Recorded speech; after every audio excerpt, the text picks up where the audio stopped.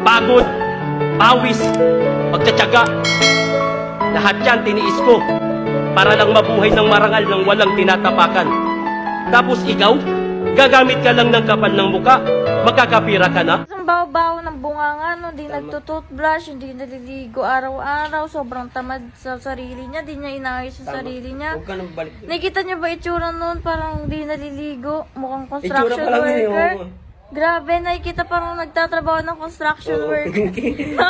Nakakatawa na lang talaga ni Oo Sid. nga eh. Nakakabadrip yung mukha na lalo pagka ano. Grabe, Construction worker, yes. Tama yung sinabi niya. Madumi, mabaho, maitim, minsan walang ligo. Pero kumikita kami sa marangal na trabaho. Yes, tama nga kayo. Mabaho, maitim, minsan walang ligo. Eh, ang tanong, kung walang construction worker, may matutulugan ba kayo? May maganda mang paaralan at daanan at mga building at gusali? Anyo, sa sobrang swerte nyo, mga construction worker na nagsakripisyo, huwag mapanghusga ng tao kung ano ang kanyang trabaho.